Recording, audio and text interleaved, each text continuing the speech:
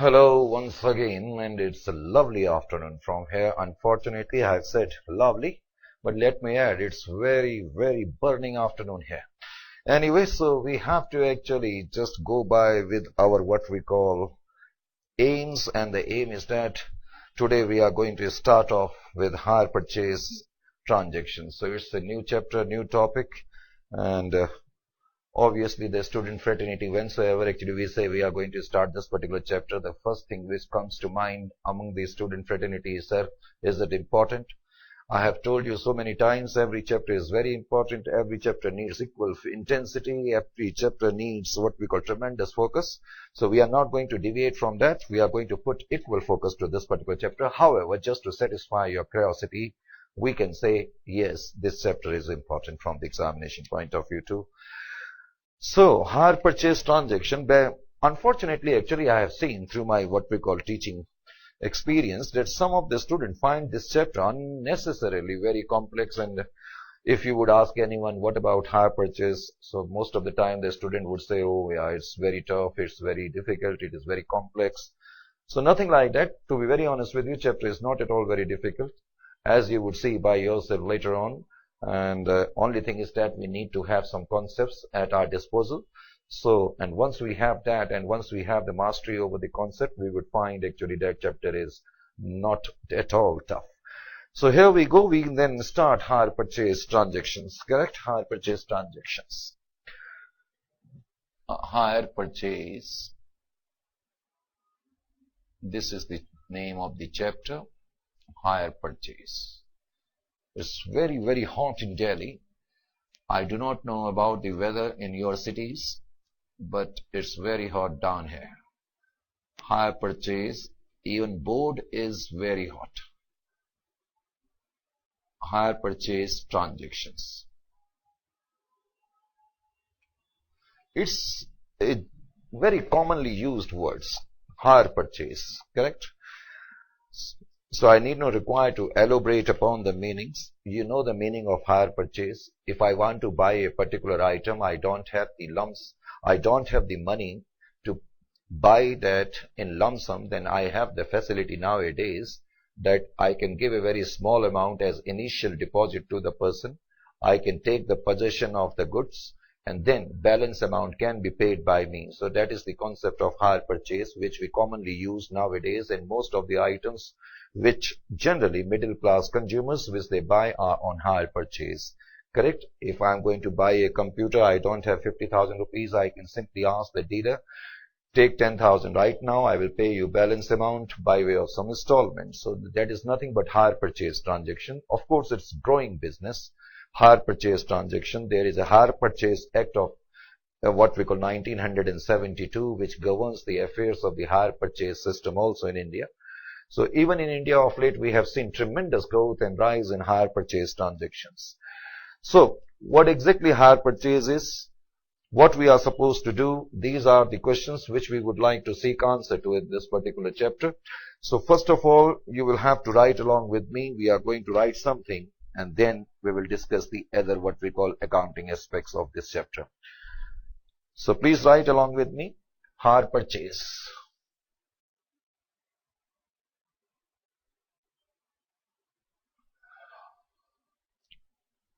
Hire Purchase Act of 1870. Hire Purchase Act. Hire Purchase Act of 1972 governs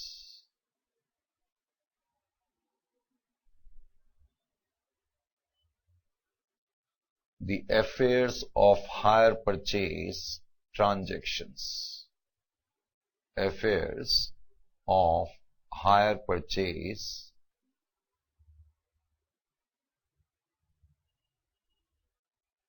transactions. So in nutshell, we can say that Hire Purchase Act of 1972 regulates the hire purchase transactions. Correct? Now what we mean by hire purchase? Under the concept of hire purchase, under the concept of under the concept of hire purchase, under the concept of hire purchase,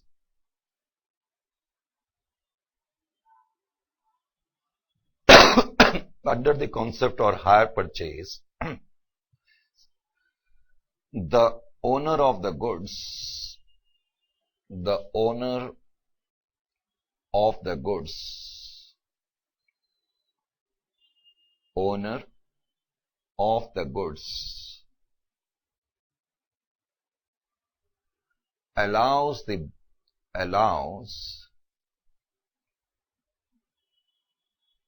purchaser, allows the purchaser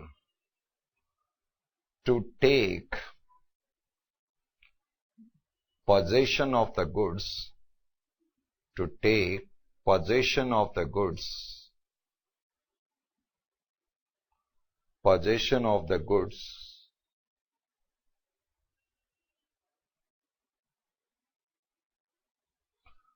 possession of the goods on the, of course, against some initial deposits, against some initial deposits, against some initial deposits,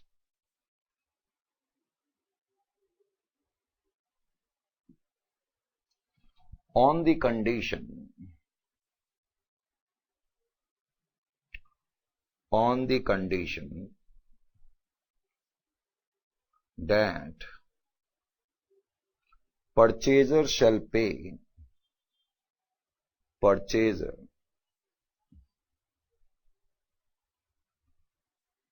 shall pay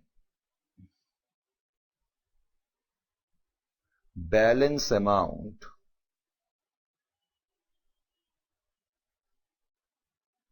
balance amount in agreed, balance amount in agreed and specified installments, specified installments periodically.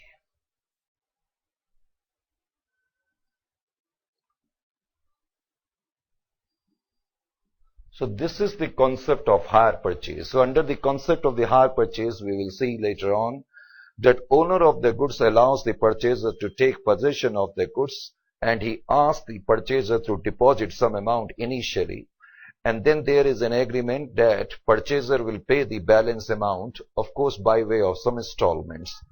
So this is the concept of hire purchase, as you and I both are aware of it, isn't it or not?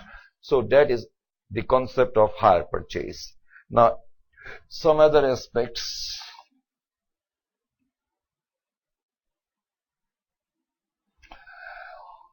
The property or titleship, it is important to understand that property or titleship. But before that, let me explain. Here I have used some words, as you can see. Under the concept of hire purchase, owner of the goods allows the purchaser to take possession against initial deposit. Correct? Initial deposit on the condition that purchaser shall pay the balance amount in agreed and specified installments periodically. So now, owner of the goods, owner of the goods, owner of the goods is also known as, owner of the goods is also known as, owner of the goods is also known as what? Owner of the goods is also known as hire vendor. or hire seller, hire vendor or seller. The owner of the goods is also known as hire vendor or seller. Purchaser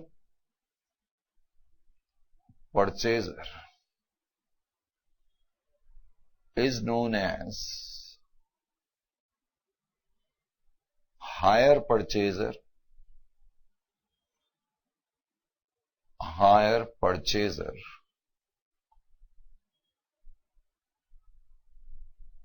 or hirer, H-I-R-E-R,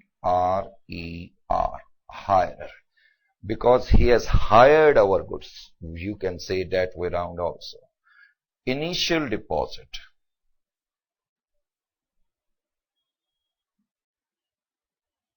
Initial deposit is also known as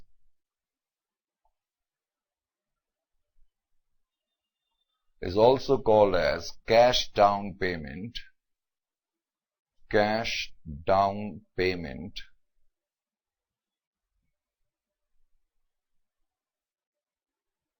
or deal amount,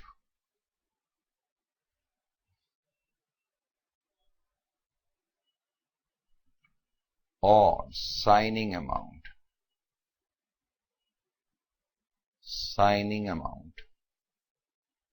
So initial deposit which the purchaser pays to the owner of the goods to take possession of the goods, it is also known as cash down payment. It is also known as deal amount or signing amount. Correct? Now,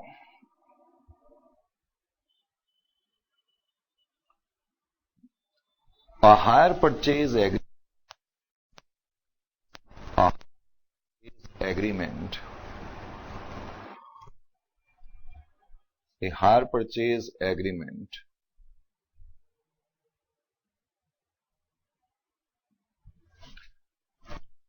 as per Hire Purchase Act,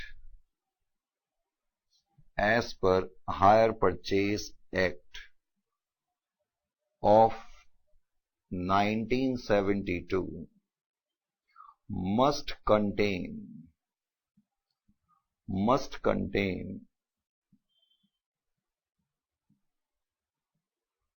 a cash price. I will explain it later on. Cash price, of course, cash price of the goods sold, hire purchase price of the goods sold, hire purchase price,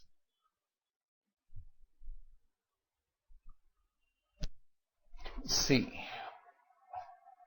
amount of down payment,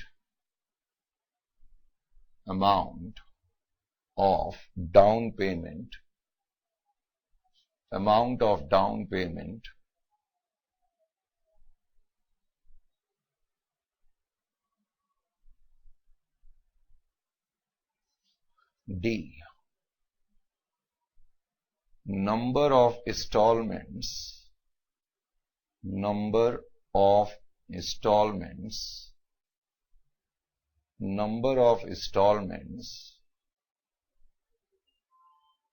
and their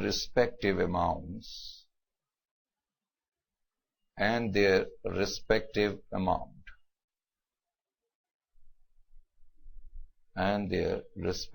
amounts,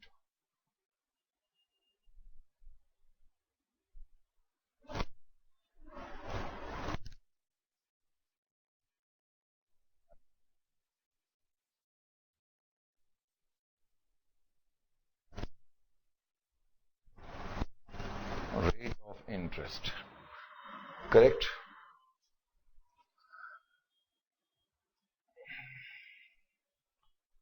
Then,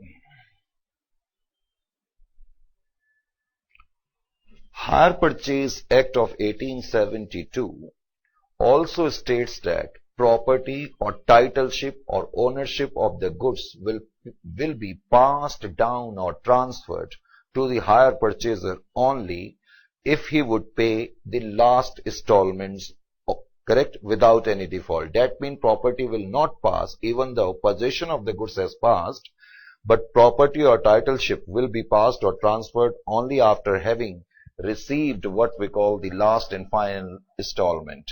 As per Hire Purchase Act, as per Hire Purchase Act of 1972, property in the goods,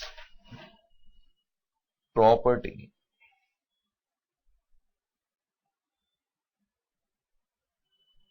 or titleship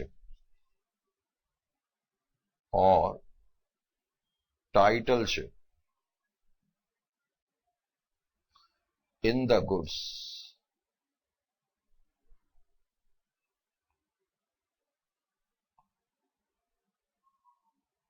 shall pass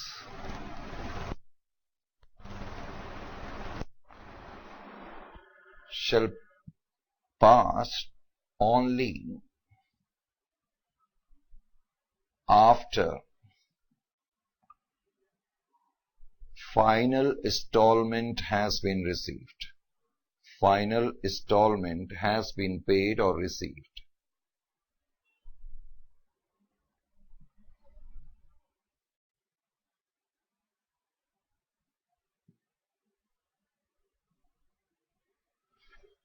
So property in the goods shall pass down to the purchaser only after he will have paid what we call the final installment. Correct? Also, there is another provision of Hire Purchase Act which states that if the purchaser would commit any default, correct? If the purchaser will commit any default, that is, if he would fail to pay any what we call installment, in that case, owner of the goods shall have the right to repossess the goods, to seize back the goods, correct? So this right has been conferred. Hire Purchase Act of 1872, I have just uttered out, actually it is 1972. Hire Purchase Act of 1972 clearly states that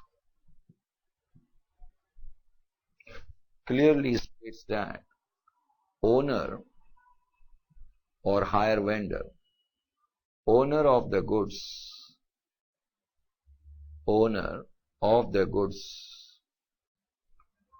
shall have the right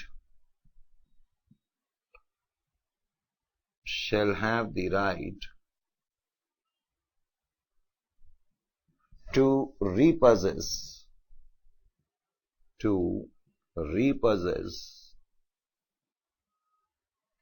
or reacquire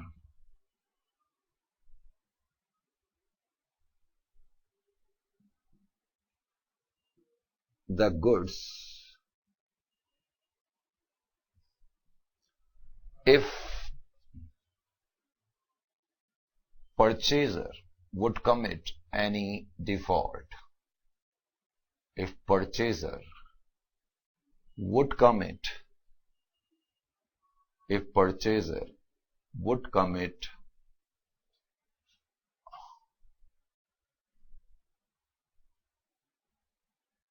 any default,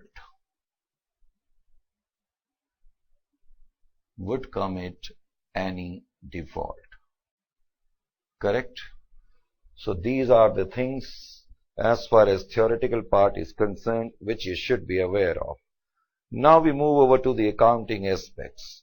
But before we understand the accounting aspect, you must be very well and should be very, very clear about what we call cash price, hire purchase price, because these are the terms which often are misconstrued by the student fraternity. So unless and until the real meaning of these terms are absolutely clear to you, you won't be able to comprehend this particular chapter the way actually I want you to. So just please attention and make sure that you understand each and every aspect of the discussion which I am going to unfold before you now. Sorry. Just pay attention here. Now we move over to the accounting aspect, but before that we are trying to actually figure out the meaning of cash price, hire purchase price, correct? Just pay attention. Suppose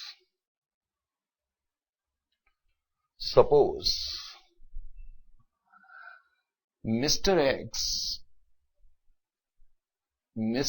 X is a businessman, correct? Let us say he manufactures, he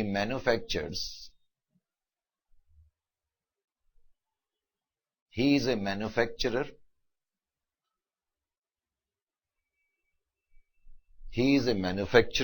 and he is a seller also.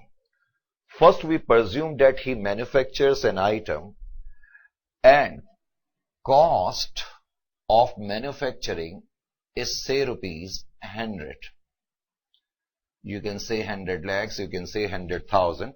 For simplicity's sake, I would say 100. Mr. X is a manufacturer and seller both actually. Remember one thing, he manufactured a particular item, he has manufactured a particular item, and total cost of what we call producing that item is 100 rupees. Is it clear to you? Now, Mr. X, I have already told you, he is a seller also. Mr. X is a seller also. After manufacturing the item, now Mr. X puts this item in his retail showroom. This is the showroom of Mr. X. Just try to pay attention. These are very important terms. Once you will be able to comprehend and grasp these terms, then the chapter will definitely be very, very easy for you in later on stages. Just pay attention. So what I say actually that Mr. X is a manufacturer, he manufactures an item and cost of manufacturing that particular item comes about 2 rupees 100. Now he is a seller also, he has got his own big showroom, very spanky showroom, very glitzy showroom. Now see here, this item is put on the showroom. Now you tell me, will he sell it for rupees 100 or for more than that? Cost of manufacturing the item is 100. My question to you is, would he sell it for 100 or for more than that? Obviously for more than that. Why he would sell it for 100? Then he will be able to recover only the cost price, isn't it or not? So Mr. X, when puts this item in his showroom, he says that price, that is cash price, is 100. Cash price is 120. Cost of manufacturing the item is 100, but when he would sell it, he decided that he would sell it for 120. In fact, this is the cash price. So the first point which I want to bring to your mind and to your attention is that most of the students actually they unnecessarily confuse between cash price and cost price. There is a big difference between cost price and cash price. Is it clear to you? Cost price means the total cost of the manufacturing, whereas cash price will definitely have some profit element. In fact, we can say that cash price is nothing but it is cost 100, cost price 100 plus profit element of 20. Plus profit element of 20. But first important point is that you must understand that cash price also encompasses some element of profit. Number one. Now number two, what we exactly mean by cash price. Suppose if I want to buy this item, I go to the showroom of Mr. X and I simply ask the price of this particular item. The salesman tells me that the cash price is 120. What indirectly he is telling me, sir, you pay us in lump sum. You pay us full amount of 120 and you can take this item along with you. You are getting my point or not? Cash price means the amount must be paid in full. You cannot pay 120 by way of installment. So cash price, point number one, it includes profit element, and number two, this amount must be paid in lump sum. So when we buy a particular item from a particular shop or showroom, then generally we pay the lump sum amount. It indirectly means we are paying the cash price from the point of view of seller. You must understand that all these terms, cash price, hire purchase price, we are explaining from the perspective of hire vendor, hire seller, that is owner. Is it clear to you? These terms are being explained from the perspective of owner. So cash price will definitely include some profit element. This is very important to understand. And second important aspect of cash price is that cash price must be paid in lump sum. Now take a second scenario. This is in his showroom. He is selling this item under two options. Option one is that if somebody wants to buy, he can simply pay 120 and can take this item along with him. So he will have to pay the cash price. Now there is second option also. Option 2. There is a second option for the prospective buyers.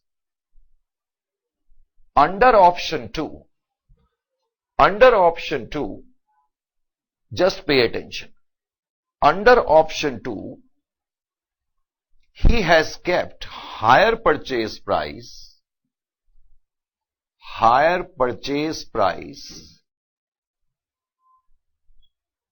This is option 2.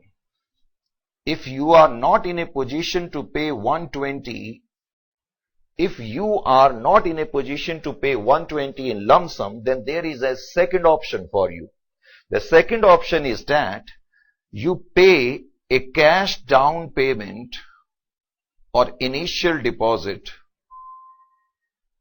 of say rupees 30 and pay the balance amount say in three installments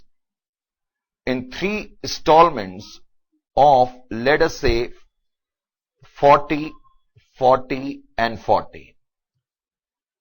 He has given you a second option that if you are not in a position to pay 120, you can pay us by way of installment, but you will have to pay 30 at this moment. You can take along with you this particular item and then pay 3 more installment to us, 40, 40 and 40.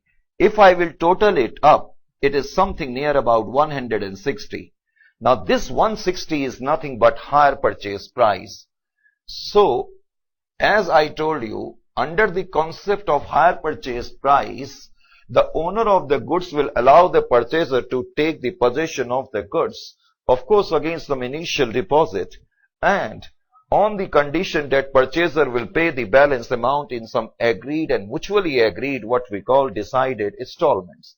This is the concept of hire purchase. Now please pay attention. There are 3 prices. One cost price, another one is cash price, then there is hire purchase price. Obviously, you can say hire purchase price will be little bit higher than cash price. Now, you can simply segregate hire purchase price into 2 parts. Just pay attention. Hire purchase price can be written as cash price plus interest. Now please pay attention. Definitely the cost price is 100. When I added profit to it, profit element 20, when I added to it, it became cash price. But cash price must be paid in one lump sum. Now, under the concept of hire purchase, I will pay the amount by way of some installment, isn't it or not? That means the seller is giving to the purchaser a time facility. So definitely he will charge something against this time facility. And that charge against the time facility is known as interest. So don't say hire purchase price is cost plus profit 60. No, no, no, no. This is not what we call hire purchase price. Obviously, hire purchase price is 160, but you cannot say cost is 100 and his profit is 60. So try to understand. Actually, I would say hire purchase price is cash price 120 and interest element of 40, because under the concept of hire purchase, he is providing some time facility to the purchaser. So obviously the seller would definitely charge something against this what we call time facility, and that charge will be termed as interest. We can further segregate it. We can say that hire purchase price is cost 100 plus profit 20. Cost plus profit is nothing but your cash price, and plus interest. It can be said or not. Yes, sir, it can be said. So you can see, don't say that under what we call hire purchase price, our profit will be 60. Of course, his income will be 60, but that income will have two names, profit 20 and interest 40. Is it clear to you or not? So under the concept of hire purchase, it is very important to understand, first of all, the meaning of cost price, cash price, and hire purchase price. Now please pay attention. All this discussion which we have had so far, that is from the perspective of the hire seller, of the hire vendor, of the owner. The terms which have been defined under the Hire Purchase Act, all these terms have been defined from the viewpoint of the seller. That is why, because these basic things are not clear to the student fraternity, they find the chapter very tough. But once it will be very clear to you, then you will be able to understand the chapter, and you can manage it later on of your own, as you did what we call with respect to other chapters. Now, just pay attention over here. So all these terms which I just told to you are from the perspective of what we call hire seller, number one. However, try to understand the point. Suppose I buy this item under option 1, then I will have to pay cash price of 120. Now this is cash price from the viewpoint of the seller. But this cash price will become cost price from the viewpoint of the purchaser. Are you getting my point or not? From the perspective of the purchaser, I would say cost price is 120. Suppose you go to a particular shop and you pay rupees 150 to buy a particular item. Now the amount which you paid, that is cost for you. Similarly, if I bought this item for 120, then 120 will be the cost price for me. Isn't it or not? So what is cash price for hire vendor? That is basically cost price for the hire purchaser. Are you getting my point or not? It is very important to understand the meanings from the perspective of both the parties. Similarly, under option 2, from the perspective of the purchaser, I would say hire purchase price is cost of the asset. Now cost of the asset for the purchaser is 120 and interest is 40. Is it clear to you or not? So hire purchase price from the point of view of purchaser is cost, that is cost of the asset is 120, but he had to pay 40 extra because he is taking some time facility, and obviously now he will have to pay some extra, and whatever we pay in accounts extra amount against use of time facility is nothing but interest. So these are the terms which must be absolutely clearer to you before we can proceed for the other accounting aspects of this particular chapter. Is it clear to you? You must be familiar with three terms: cost price, cash price, and hire purchase price from the point of view of not only the seller but you should also know the meaning of what we call cash price and hire purchase price from the point of view of purchaser also. Is it clear to you? We end this session here and we are going to continue this in the next one.